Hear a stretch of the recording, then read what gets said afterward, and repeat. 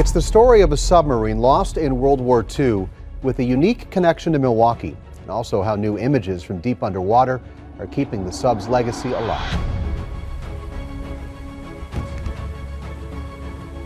The U-boats were known as the deadliest hunters of the sea, but U-455 was simply listed as missing in 1944. For decades, the sea kept it secret. Yet the deep silence was finally broken in 2010 with the discovery of the wreck in the Bay of Genoa. The sub's position, with its nose pointed up, screamed desperate, last-second efforts to escape a violent end. But what most people don't realize is the single crucial detail that emerged from checking the crew's records, a piece of information that makes absolutely no sense for a submarine of that time. It changes the entire understanding of this sunken tomb. The war at sea takes its toll. About 50 men crammed into a steel tube just over 220 feet long, the size of a small freight train. For weeks, sometimes months, they lived without sunlight, surrounded by the constant smell of oil, diesel, sweat, and unwashed clothing. Fresh water was severely limited, often saved for the engine or cooking, meaning men went their entire tour without a proper wash. Privacy? Forget about it. Bunks were shared in what's called a hot bunking system, and meals were eaten next to live torpedoes that doubled as food storage. Every mission was a terrifying mix of boredom and sudden heart-stopping action. Hours of quiet, broken only by the hum of the engine, could instantly turn into a nightmare when Allied destroyers pinged them with sonar. Then came the dreaded depth charges.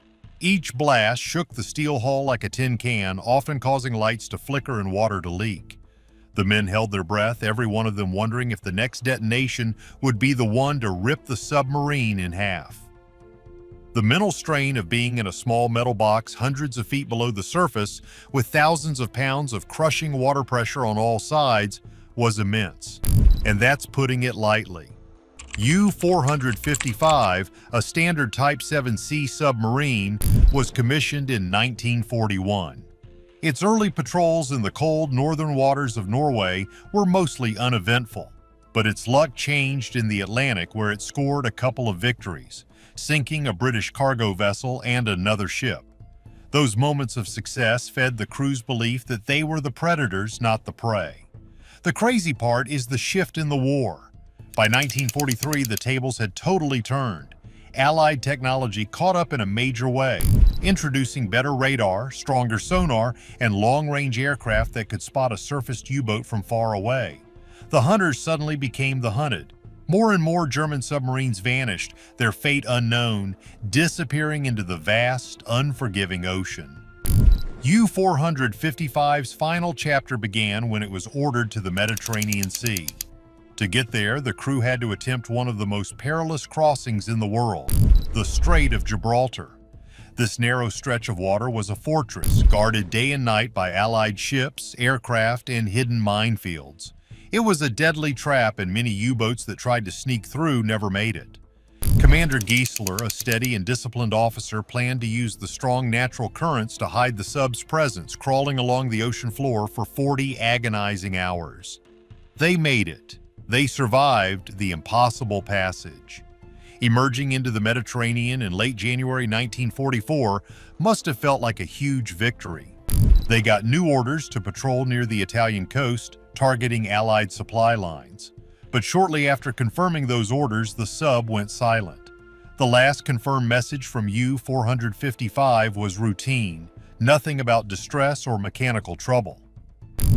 Then, nothing.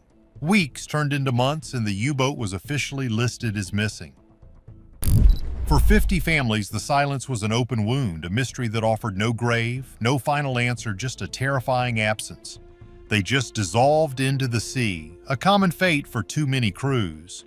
But the sea keeps secrets only for so long. In 2010, off the coast of Genoa, Italian divers found a shape deep in the mud.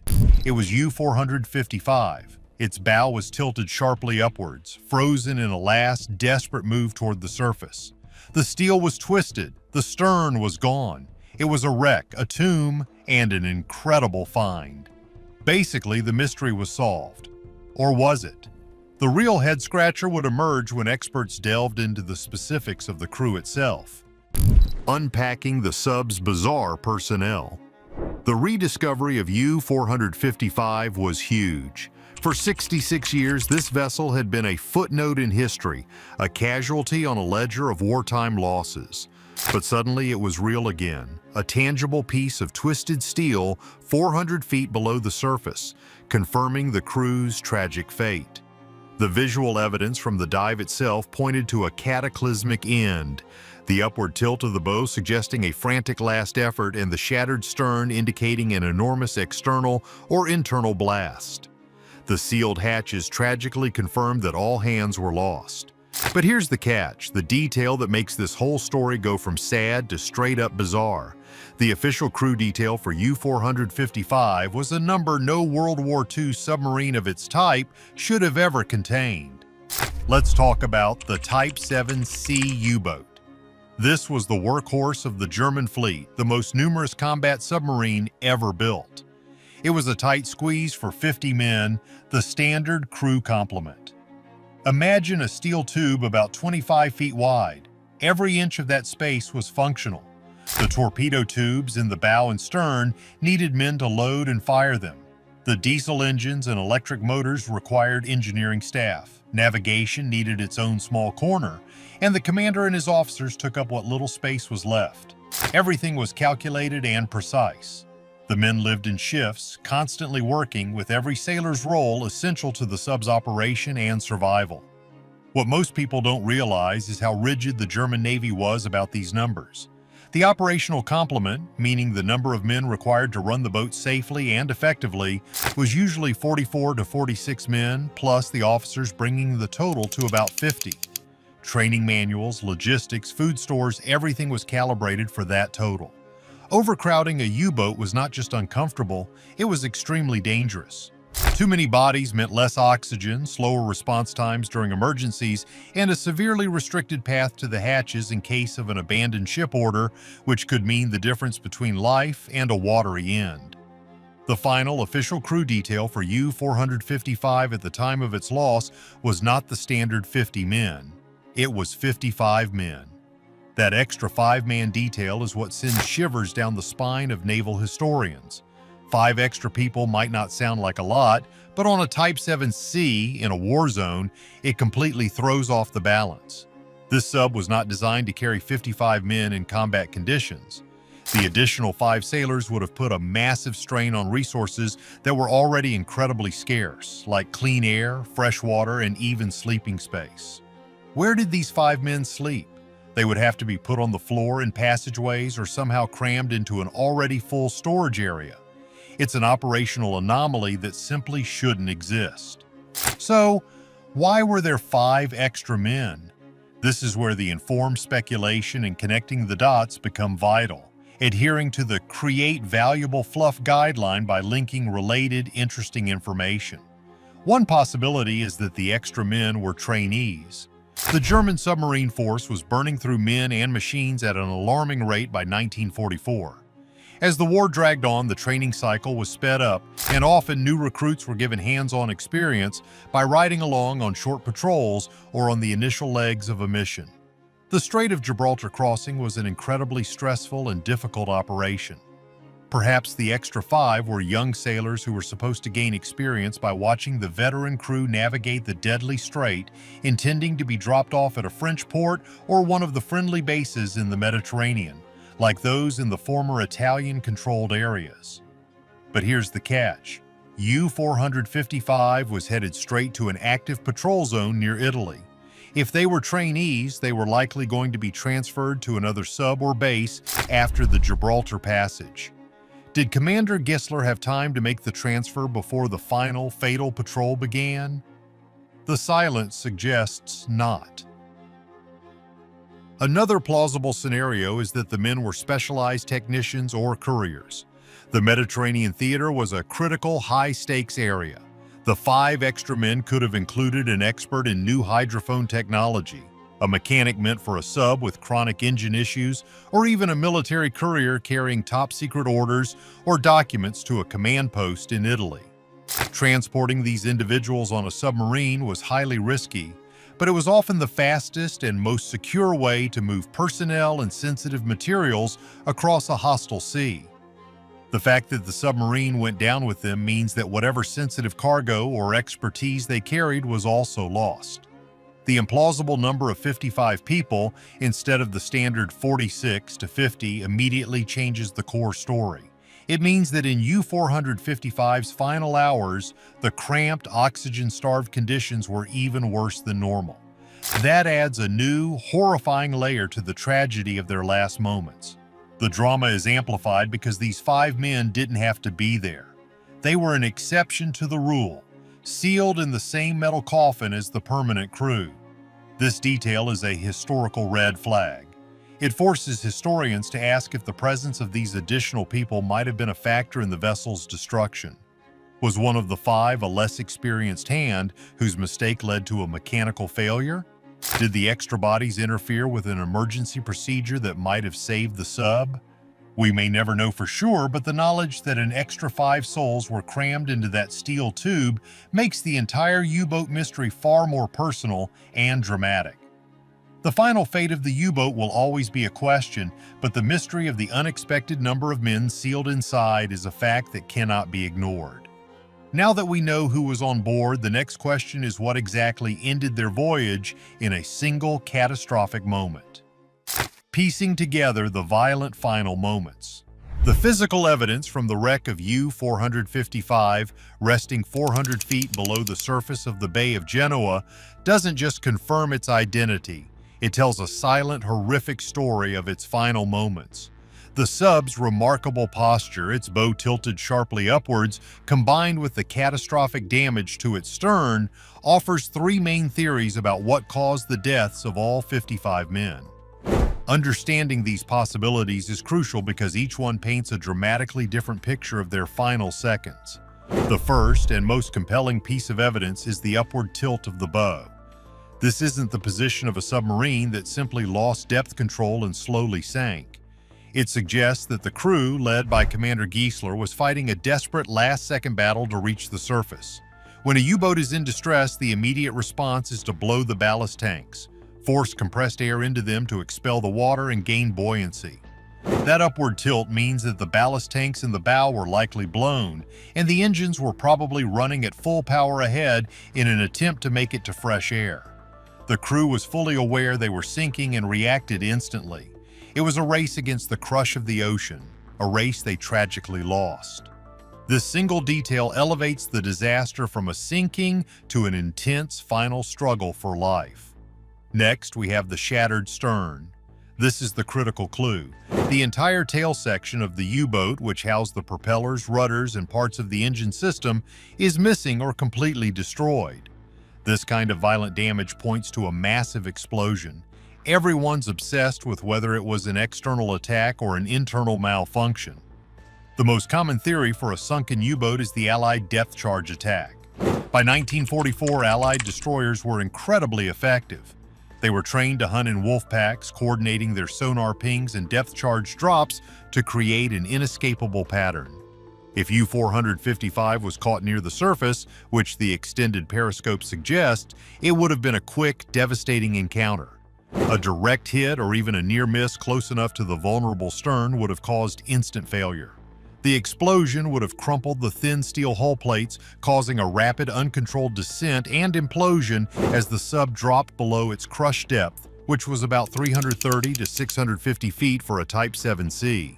The 5 extra men in the cramped quarters would have made a rapid ordered emergency response nearly impossible. The second theory involves a sea mine. The Mediterranean was choked with minefields, some laid by the Allies, and get this, some were laid by the Germans themselves, often without perfect coordination among all naval units. Striking a large mine with the stern, perhaps while turning or maneuvering slowly, would produce the exact kind of localized, catastrophic blast seen on the wreck. This is an incredibly ironic and tragic possibility. The U-boat destroyed not by the enemy but by its own Navy's silent defenses. The force of a mine blast, which could contain hundreds of pounds of explosive material, would be massive enough to shear off the entire stern and cause the forward section to pitch upwards as the back end flooded immediately. The final, and perhaps most unnerving theory, is internal failure. A U-boat is a bomb waiting to happen. It carries multiple torpedoes, powerful diesel fuel, and high-voltage electric motors. A simple internal explosion, say a faulty air flask on a torpedo or an accident in the battery compartment, could be just as deadly as an external attack.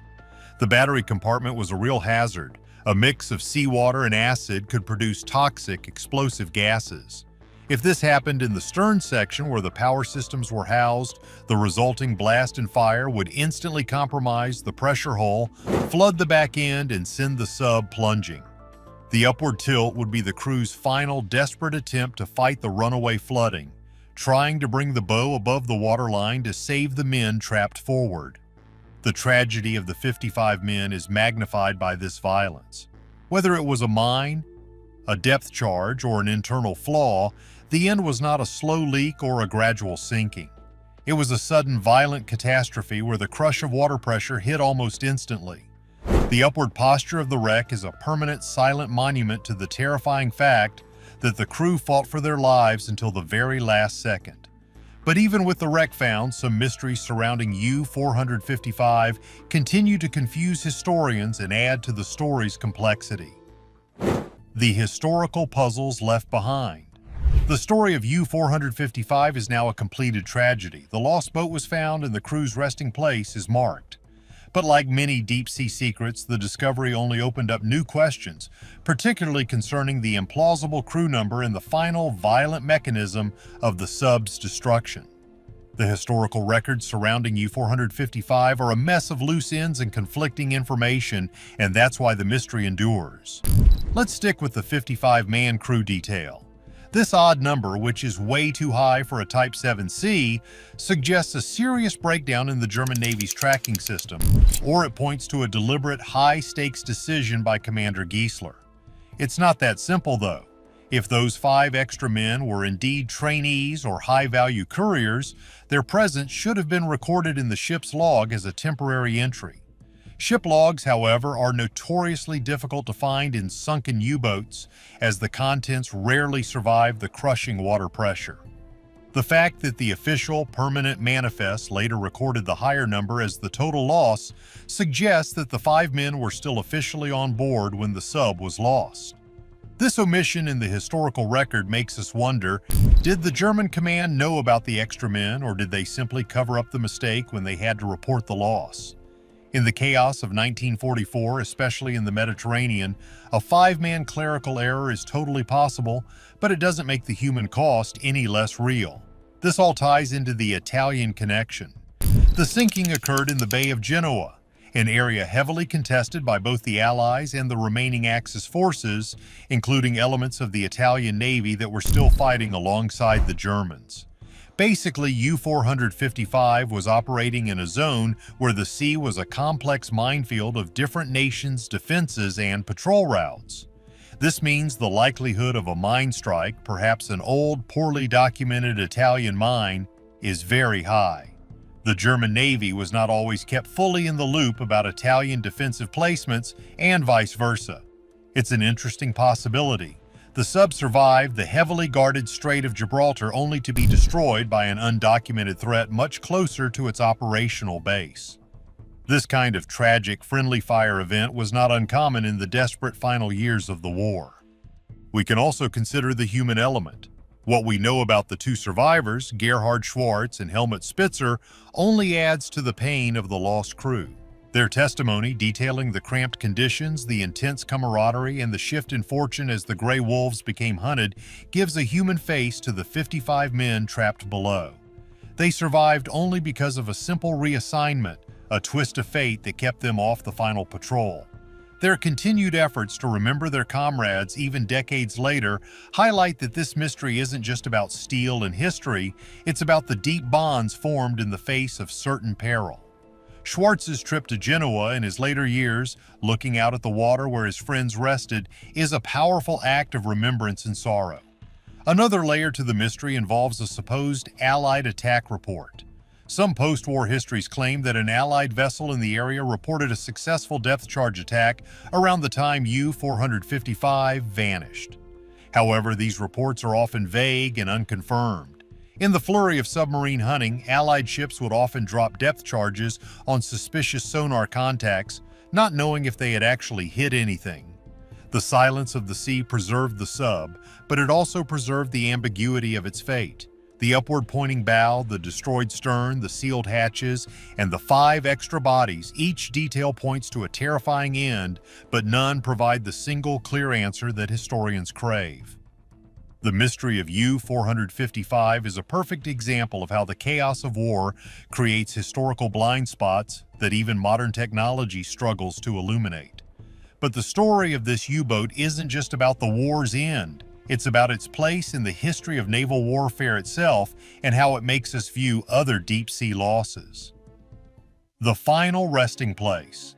The final resting place of U-455, hundreds of feet deep in the Bay of Genoa, is a powerful historical marker. It is a reminder of the relentless and brutal nature of the war at sea, but it also forces us to consider the incredible engineering and human endurance that define the U-boat service. To truly appreciate the tragedy of this wreck, we have to understand the amazing technology that trapped these men. The Type 7 C U-boat was, at the time, a technological marvel. It relied on 2 sets of powerful diesel engines for travel on the surface and electric motors for silent submerged movement.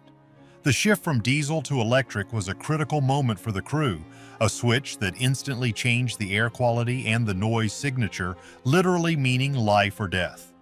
The sub could travel on the surface at almost 18 miles per hour, but submerged, it slowed down dramatically to about 8 miles per hour, making it a difficult target to chase, but also limiting its escape options. What most people don't realize is the enormous battery system required for underwater travel. These batteries, often located beneath the central control room, were a constant source of danger.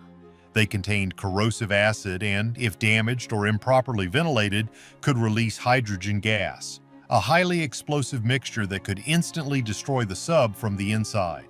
This is a key detail that lends credibility to the internal explosion theory for U-455's demise. A torpedo, a depth charge, or a mine that caused a leak in the battery compartment would lead to a secondary internal detonation, compounding the disaster. The true legacy of U-455, however, is not the technology, but the human cost. The crew's living space, just over 220 feet long, meant that the 55 men, a shocking number in itself, were in constant, unavoidable proximity. There was virtually no privacy. This close-quarters living led to intense bonds between the men, a necessary camaraderie forged by shared fear. And that's putting it lightly. They had to rely on each other for everything, from fixing a mechanical issue in a dark, leaking compartment to simply providing a quiet moment with a harmonica during a stressful patrol. The claustrophobia, the poor ventilation, the lack of washing facilities, all of it created a high-stress environment that few soldiers on land could truly understand. The discovery of U-455 also puts the scale of German U-boat losses into sharp focus. Over 3,000 Type 7C U-boats were built, and hundreds were lost in action, many with all hands. The survival rate for U-boat sailors was incredibly low. By the war's end, over 32,000 German U-boat crewmen perished, representing about 75% of the total force, the highest casualty rate of any German service branch in World War II. This terrifying statistic shows that U-455's fate was not an anomaly. It was a common, brutal end. So here's the deal with why U-455 is different. The unusual crew number, the violent end that resists simple explanation, and the perfectly preserved final posture of the wreck combined to make it a superior historical puzzle. It wasn't just another submarine sunk. It was a disaster amplified by overcrowding and a mysterious final explosion. The fact that the submarine's crew complement exceeded the design capacity by 5 men is a detail that keeps the conversation going. It forces us to look beyond the simple label of sunk and consider the operational failures and human decisions that were made in the chaos of war. The U-455 wreck, sealed shut with its 55 souls entombed, now serves a role beyond history. It is an official, untouchable war grave. International naval custom decrees that these wrecks must remain undisturbed, respecting the men who remain inside. The twisted metal is a memorial, a final resting place beneath the waves where the silence of the deep is the only appropriate epitaph. The wreck is not for salvage or tourism, it is for reflection, a permanent reminder of the ultimate price paid by those who fought in the Grey Wolves' service. But the story isn't over. With modern technology, we can re-examine the historical data and ask one last time, what is the most likely truth? After decades of silence and the dramatic discovery of the wreck in 2010, it's time to weigh the evidence and try to reach a final, most plausible verdict for the fate of U-455 and its 55 men. We have the physical evidence, the upward-pointing bow, the destroyed stern, the sealed hatches, and the surprising historical detail of the overcrowded crew. By connecting these pieces, a coherent, terrifying picture begins to emerge. Let's start by debunking a myth. The theory of a slow, non-violent sinking due to mechanical failure seems highly unlikely.